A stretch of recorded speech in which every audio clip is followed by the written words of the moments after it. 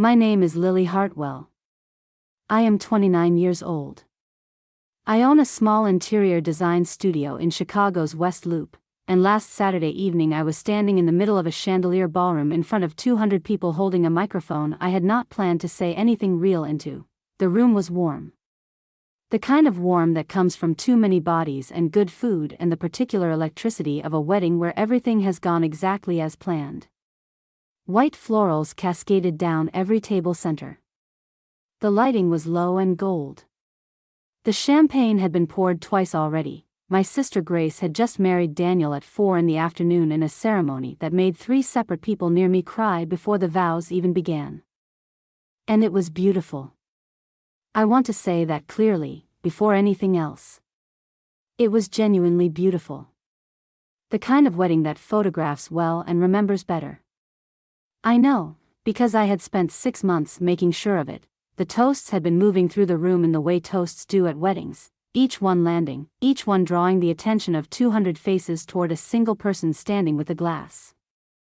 My father had cried, which surprised no one who knew him. My aunt had told a story about Grace at age 7 that made the room laugh.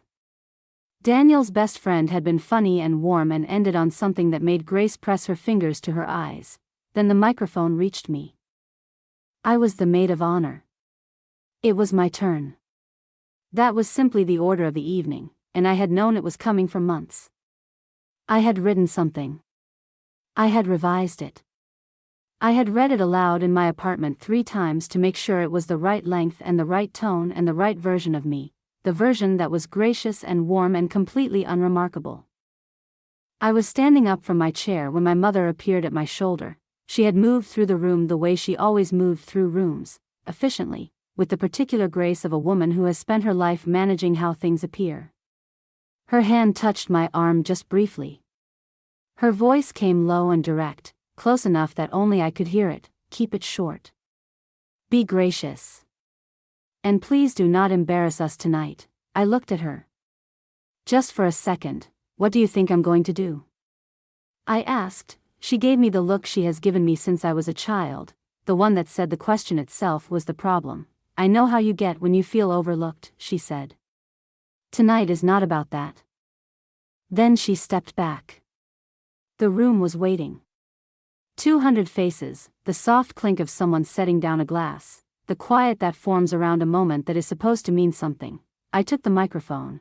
I stood up straight. I looked at my sister Grace, who was watching me with the careful expression of someone who already knew what version of me was about to speak. I looked at my mother, seated now, posture perfect, hands folded. I looked at my father, who gave me the small encouraging nod he had always given me when he did not know what else to offer. Then I looked at the room, and I said one sentence. Just one. I did not explain it. I did not build to it. I did not surround it with anything softer or safer or more acceptable.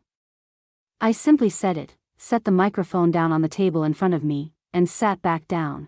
The room went completely silent, not the polite, attentive silence that follows a toast. Something different. The particular silence that forms when 200 people have just heard something true said out loud in a room that was not prepared for it. Before I tell you what that sentence was, and I will tell you, I promise, I will not make you wait through the entire story. I need you to understand what made it necessary, because that sentence did not arrive on its own. It was built. Slowly, quietly, over almost 30 years of being the daughter nobody thought to introduce. But first, tell me something. What time is it where you are right now? And where in the world are you watching from? I want to know how far this story travels before it finds the people who need it most. To understand the sentence, you have to understand the house I grew up in. We lived in Hartford, Connecticut in a colonial-style home on a quiet street where the neighbors knew each other's names and the lawns were kept in a way that suggested effort without advertising it. My father, Thomas, was an accountant with a dry sense of humor and a deep capacity for avoiding conflict. My mother, Patricia, was the kind of woman who could organize a school fundraiser, host a dinner party for 12, and maintain a spotless home simultaneously, and somehow make it look effortless while also making sure everyone in the vicinity understood exactly how much effort it actually required. My sister Grace was 3 years older than me and the kind of person who made everything look easy. She was not unkind. I want to be clear about that, because this story is not about Grace being a villain. She was warm and funny and genuinely good at most things she tried.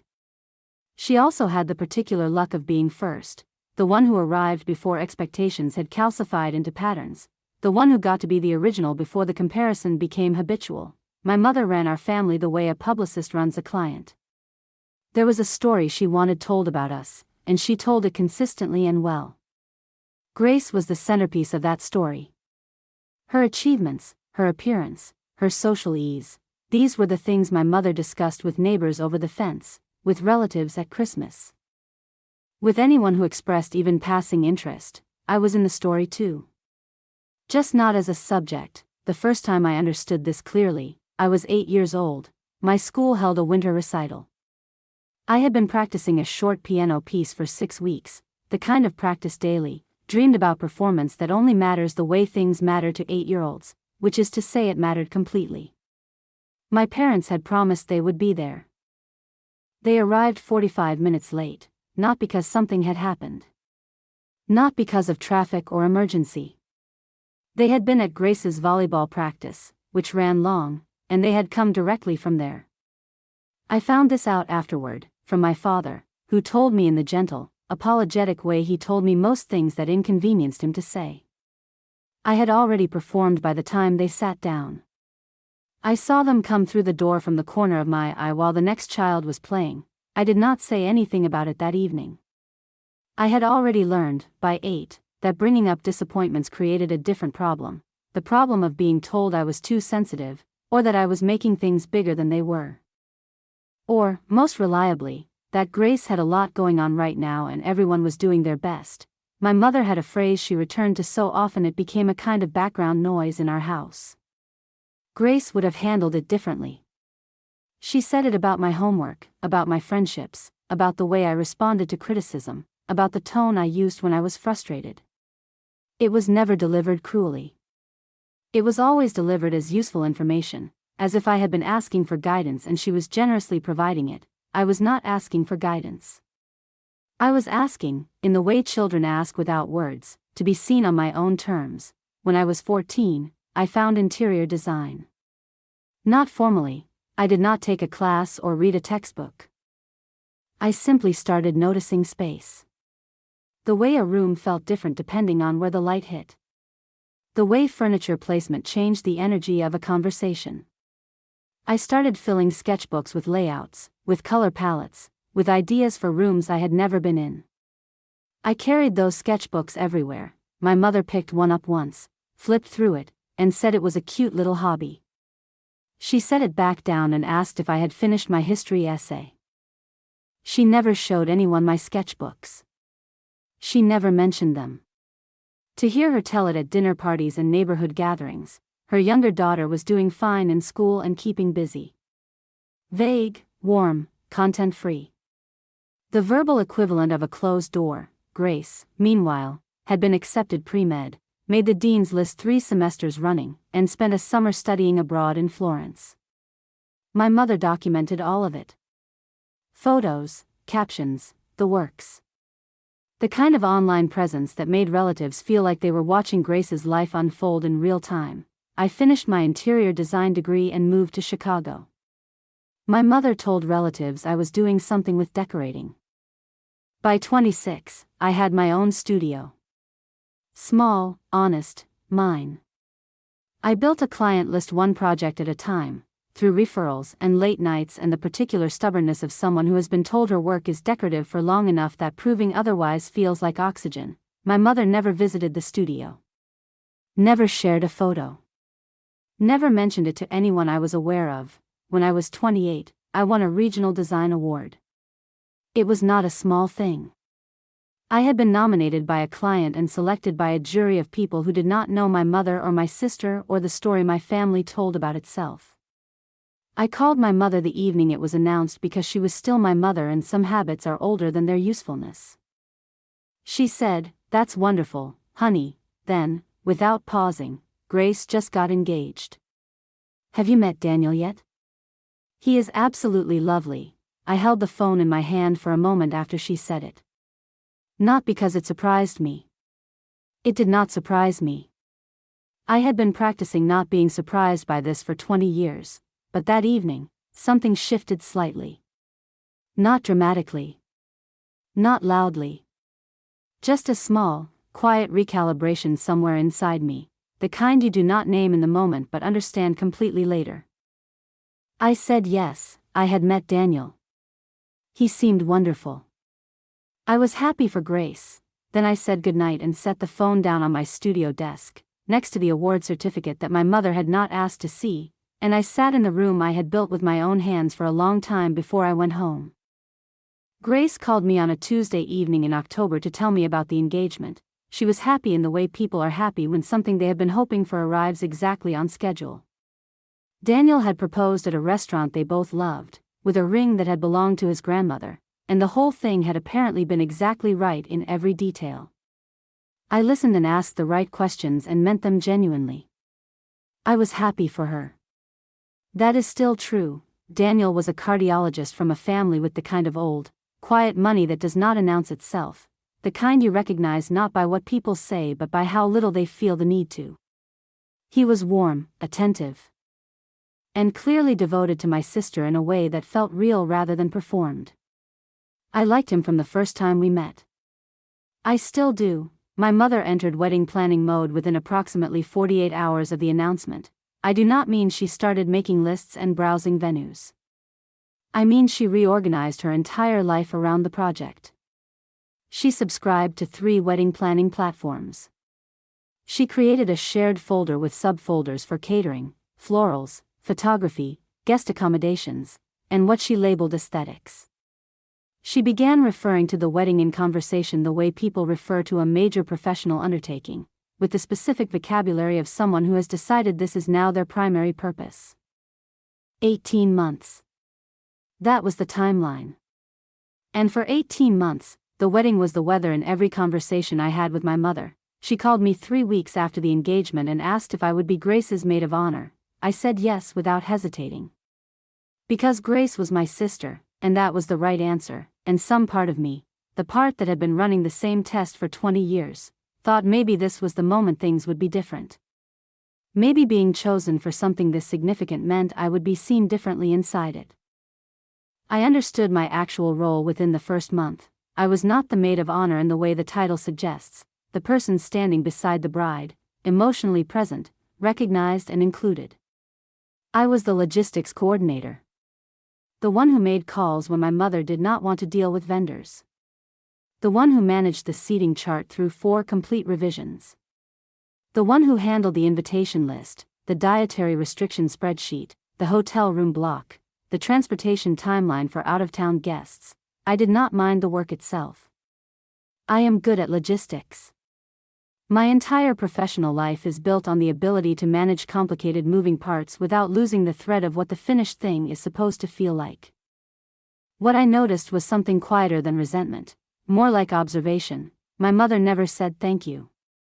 Not once in 6 months of consistent, time-consuming, competent work.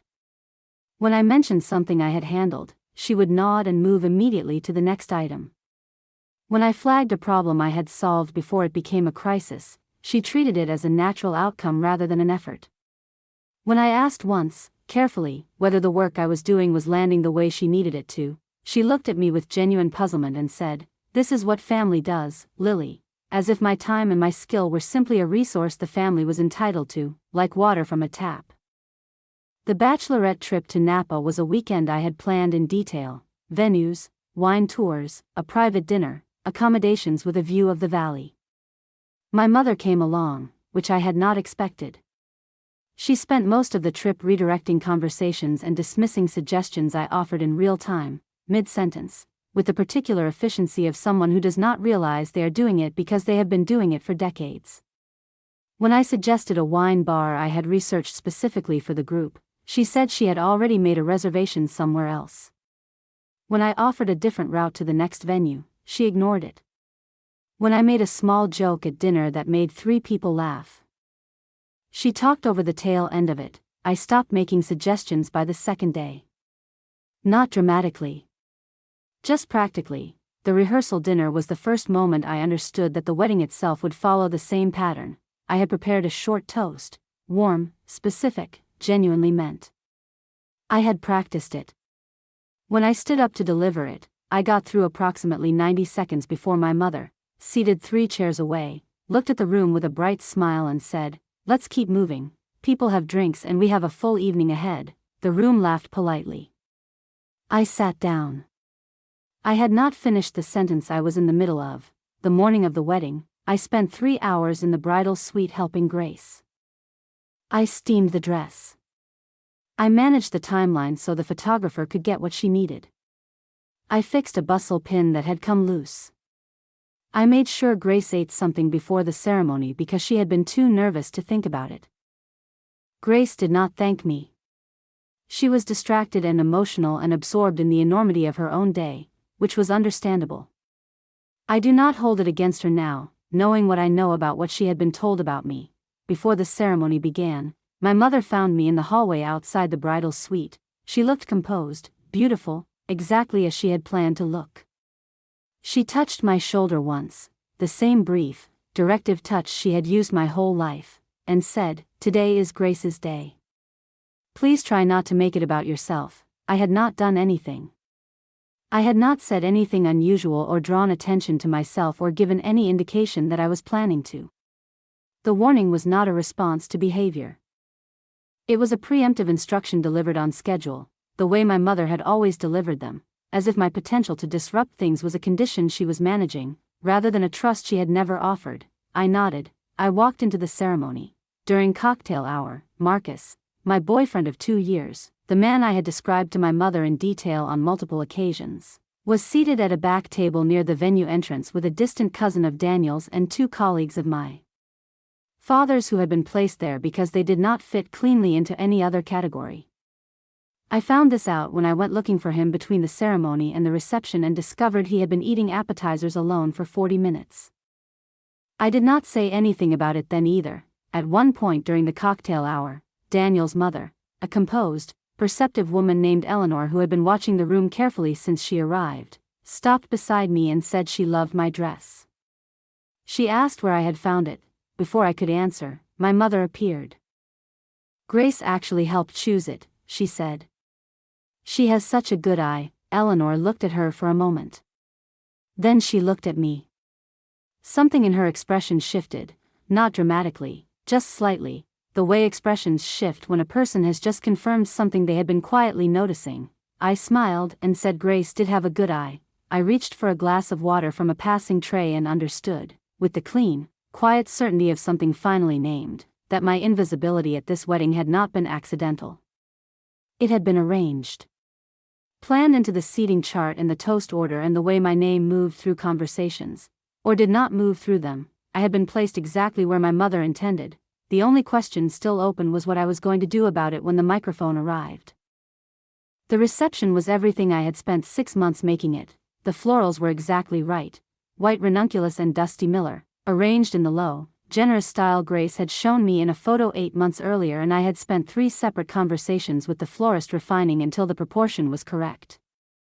The lighting was warm and directional, the way I had specified in the brief I had written for the venue coordinator.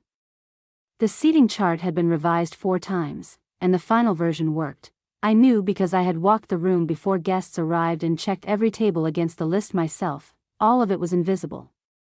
That was, of course, the point of good event design. You do not notice it because it is working. But standing in that ballroom during cocktail hour, watching 200 people move through a space I had built around my sister's preferences and my mother's vision, I felt the particular invisibility of someone whose effort has been successfully absorbed into the background. The toasts began after the first course. My father went first. He is not a natural public speaker. He held the microphone slightly too close and his voice wavered in the first 30 seconds. But he found his footing and spoke about Grace with the kind of love that does not need to perform itself. He talked about her as a child. Her stubbornness, her laughter, the way she had always known exactly what she wanted and moved toward it without apology. He talked about watching her grow into the woman standing at the head of the table. He did not mention me, not once. Not in passing. Not in the way fathers sometimes gesture toward the whole family in these moments, both my girls or our family, nothing. I was seated 12 feet from him for the entire toast and my name did not enter the room. I kept my expression neutral. I had practice. My mother's toast came next. She had prepared it carefully, I could tell because the sentences were more structured than her natural speech, the transitions deliberate. She spoke about Grace as the daughter every mother dreams of. She described watching Grace become a doctor, become a partner, become the woman who had chosen so well in Daniel. She cried at the right moment, which landed exactly as intended. I was not in her toast either. I understood, watching her speak, that this was not carelessness. My mother was not the kind of woman who forgot things she cared about. She had not forgotten to mention me. She had written the toast and read it back to herself and decided, at some point in that process, that my presence in it was not necessary for the story she was telling. Daniel's best friend closed the formal toast sequence with the easy confidence of someone comfortable in front of a crowd. He was funny and specific and affectionate, and the room was laughing by the second paragraph. He ended on something warm and the applause was genuine and sustained. Then the microphone moved. It was coming toward me. That was the order, maid of honor after the best man. I had known this for months. I had written something appropriate, something that would take 4 minutes and leave everyone feeling good and cost me nothing real. I had it in my hand, on a folded card. And I was reaching for it when my mother was suddenly at my shoulder. She moved the way she always moved, efficiently, without drawing attention to the movement itself. Her hand touched my arm once, the same brief directive contact she had used my whole life to mean listen carefully. Her voice came low and direct, close enough that only I would hear it. Keep it short. Be gracious. And please do not embarrass us tonight. I looked at her. Just for 1 second. What do you think I'm going to do?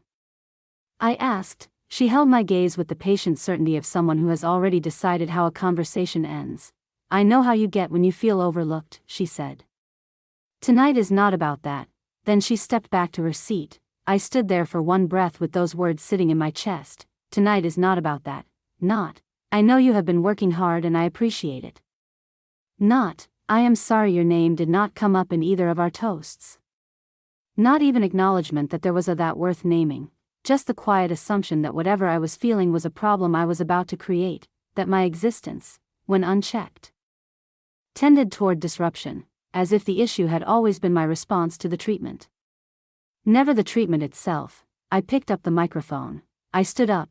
The room settled into the particular attentive quiet that forms when the maid of honor takes the floor, a mix of affection and mild curiosity and the expectation of something warm and appropriate. I looked at Grace first. She was watching me with a careful expression, not unkind, but guarded in the way she was sometimes guarded with me, as if she was waiting to see which version of her sister had arrived. I looked at my mother. She was seated, composed, hands folded, with the precise posture of someone who has arranged things the way she wants them and is waiting for the arrangement to hold. I looked at my father, who gave me the small nod he had always given me, the one that meant I believe in you and please don't make this difficult in the same gesture. Then I looked at the room. 200 people. Candlelight. The low sound of the venue settling into silence around me. I set the folded card on the table in front of me. I did not look at it, and I said, I have spent 10 years being the sister nobody introduced. And tonight I want to say, I am proud of who I became while nobody was watching. Then I set the microphone down, and Saturday, the silence that followed was not like any silence I had heard in a room before. It was not the comfortable pause after a punchline or the appreciative quiet after something sentimental. It was denser than that. The silence of 200 people processing something they had not expected, something that had arrived without ceremony or cushioning and now sat in the middle of the room asking to be understood. 3 full seconds, then, from the back of the room, from the table near the entrance where he had been seated among strangers for the past 2 hours, Marcus began to clap, slowly at first. Then steadily, then Eleanor, Daniel's mother, set her glass down and joined him. Then the couple beside her. Then a section of the room that could not have heard the full weight of what I had said but responded to the silence breaking the way people respond to permission, gratefully. With relief. By the time the applause reached the front tables, half the room was in it. I sat with my hands in my lap and looked at the centerpiece in front of me, the white ranunculus I had specified, arranged exactly as I had asked, and breathed. The air shifted in a way no one could quite name, not louder, not quieter. Just different, as if something long buried had finally surfaced and everyone in the room felt the ripple. Lily didn't try to fill it. She set the mic down with steady hands, walked back to her chair, and sat. No flourish. No explanation. No apology. Across the table, Grace's expression fractured in stages. First shock, clean and sharp. Then something more complicated crept in. Her brows pulled together, her lips parted slightly. Guilt, unmistakable. But braided tightly with irritation, with something defensive. Their mother didn't move at all. Her face had gone completely white, the kind of stillness that comes when someone realizes control has slipped, but doesn't yet know how far. Daniel leaned toward Grace, his voice low enough that only she could hear. Did you know? Grace shook her head immediately.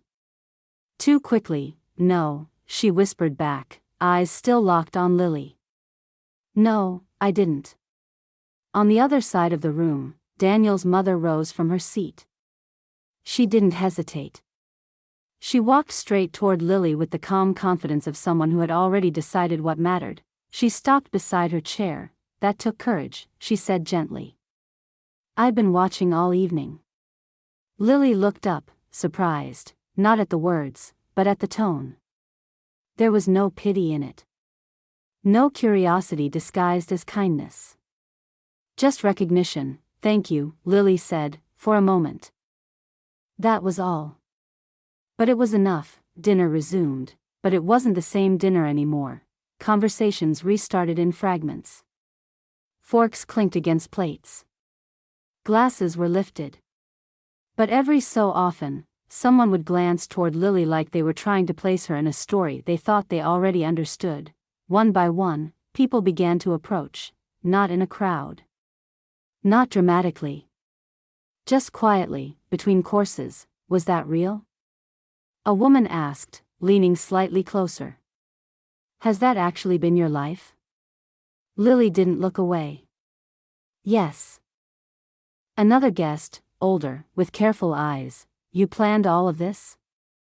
Yes. Alone? She nodded. Yes. There was no bitterness in her voice. That was what unsettled people the most. She wasn't exposing them. She wasn't accusing, she was just telling the truth. Across the room, her mother had begun moving from table to table, smiling too brightly, her voice just a little too quick. Oh, you know Lily, she laughed lightly to a nearby group. She's always been dramatic. Creative types, you understand. It almost worked, almost, until Daniel's father spoke. He hadn't raised his voice. He didn't need to. Was she not introduced as the designer? He asked, looking directly at Lily's mother. I was under the impression she handled the florals and the seating concept. There was a pause. A real one. Mom straightened slightly, her smile tightening. Well, Grace had input too, actually, Daniel cut in, his tone polite but firm. Lily did all of it. I know because I have the invoices. It landed differently this time, not just because of what was said, but because of who said it. Daniel wasn't emotional. He wasn't defensive. He was precise. For the first time that night, Lily's name and her work were spoken together. Clearly. Publicly. Without qualification. Something in Lily's chest shifted, not relief, something steadier than that, recognition. Later, during the cake cutting. Grace found her. She didn't ask. She didn't signal. She just took Lily gently by the wrist and led her outside. The night air was cool, the sounds of the reception softened behind closed doors. For a moment, neither of them spoke. Grace was the first to break. Why tonight? She asked, her voice tight. Why did you do this tonight? Lily looked at her. Really looked. You asked me to plan your entire wedding, she said quietly. You didn't ask me once how I was doing. The words didn't hit like an attack, they landed like a fact. Grace opened her mouth, then closed it again. Silence stretched between them, but it wasn't the old silence. Not the one filled with assumptions and avoidance, this one was honest. I didn't know, Grace said finally, her voice smaller now. Mom told me you were fine. That you liked being behind the scenes. Lily didn't react immediately. I was never asked, she said, that was it, no accusation. No raised voice, just the absence of something that should have been there all along. Grace's face crumpled, not gracefully. Not carefully, real tears spilled over, quick and uneven. She pressed a hand to her mouth like she was trying to hold something in, but it was already too late, I thought. She started, then stopped. I thought you wanted it that way. Lily shook her head, just once. Grace didn't argue. For the first time in years, she didn't try to explain, justify, or redirect. She just stood there and cried, and Lily let her. The door behind them opened. Their mother stepped out, her eyes sharp, scanning, assessing. There you are, she said, her voice edged with tension. Are you two fighting? On Grace's wedding night? Lily turned toward her. We are talking, she said evenly. For the first time in years. Mom's expression hardened. She looked from one daughter to the other, as if trying to regain control of something that had already slipped too far. You have ruined this evening. She said to Lily. The words were familiar, predictable, almost tired. Lily didn't flinch. I said one sentence about my own life, she replied. You have been editing me out of yours for 10 years.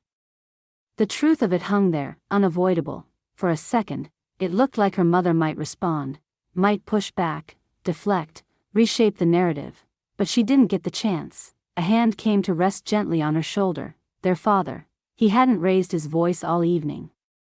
Hadn't interrupted. Hadn't taken sides, until now. She is right, Patricia, he said quietly. That was all, no speech. No elaboration. But the weight of it was unmistakable, because when he spoke, it was never casual, and this time, he had chosen a side. The drive home was quiet in a way that felt earned, not tense. Not fragile.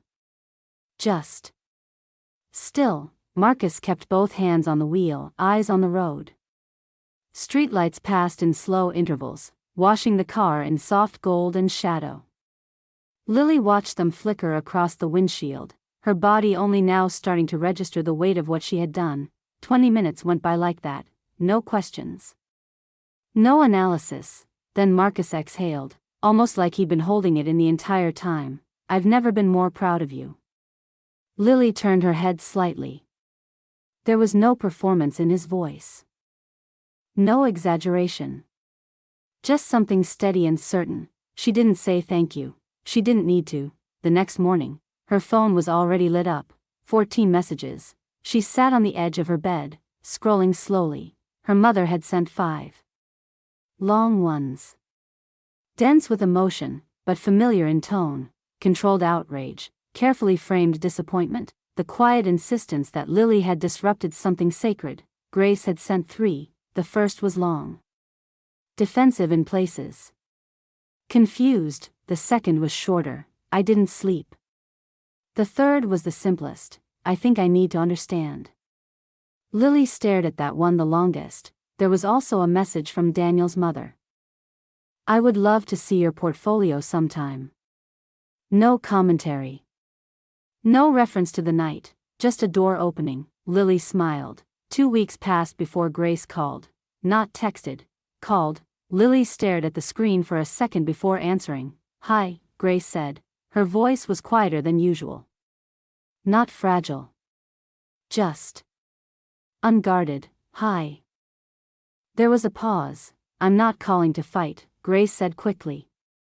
I have questions. If that's okay. Lily leaned back against the couch. Okay. What followed wasn't smooth. It wasn't one conversation. It was many, unfolding inside a single call. They circled things. Missed each other. Came back. Tried again, but for the first time, they stayed. I think I always knew something was off, Grace admitted at one point. I just didn't look at it too closely. Why not? Lily asked. Grace let out a small, humorless breath. Because Mom told me you were jealous of me, she said. And that made everything simpler. I believed her because it was easier.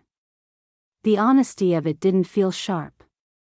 It felt necessary. Lily let a second pass before answering. I was never jealous, she said. I was invisible. Grace didn't interrupt, didn't correct, didn't defend. I'm sorry, she said finally. It wasn't polished.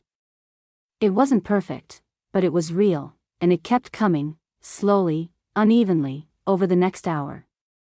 Not as one big apology, but as a series of small recognitions, moments Grace could finally see clearly, moments she wished she had handled differently.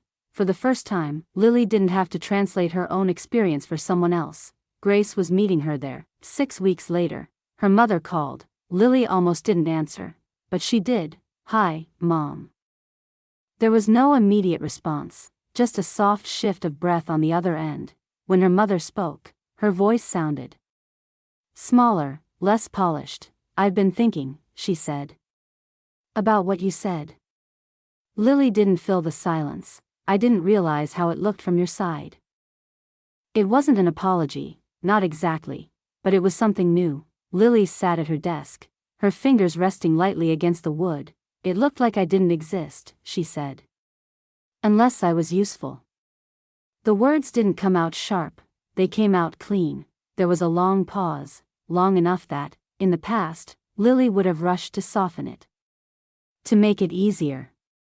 To give her mother something to respond to. This time, she didn't, and something unexpected happened.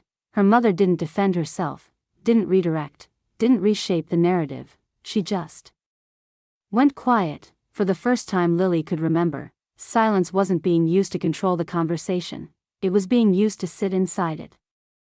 3 months after the wedding, Lily stood in a different space entirely. Sunlight poured through wide windows, catching on unfinished surfaces and fabric samples spread across a long table. Plans were pinned to the walls. Swatches layered in thoughtful combinations. It was the largest project of her career. Daniel's mother had followed through. A full redesign of their lake house. Not a favor. Not a gesture, a commission, one that came with trust, and with her name clearly attached. Grace had been the one to tell their mother. Lily found that out later. The call came that evening. I heard about the lake house, her mom said. There was a pause, and then, simply, congratulations. No prompting, no comparison, no adjustment, just the word, exactly where it should have been all along. Lily closed her eyes for a brief second. Thank you, she said. That night, back in her studio, Lily stood in front of the far wall. It wasn't crowded. One framed photo from a completed project, her regional design award, mounted just slightly off-center, and a small piece of paper, pinned carefully beside it. Marcus's handwriting. The room stopped breathing. So did I. In the best way. Lily looked at it for a long moment. 10 years. 10 years of waiting to be seen. Thank you, she said. That night, back in her studio, Lily stood in front of the far wall. It wasn't crowded. She had never wanted it to be named, to be included without having to earn it through usefulness. And all it had taken to begin changing it was one sentence, one honest sentence, said out loud. She let out a slow breath, something steady settling into place inside her. I spent 10 years being the sister nobody introduced, she said quietly to the empty room. A small, certain smile followed. Now I introduce myself.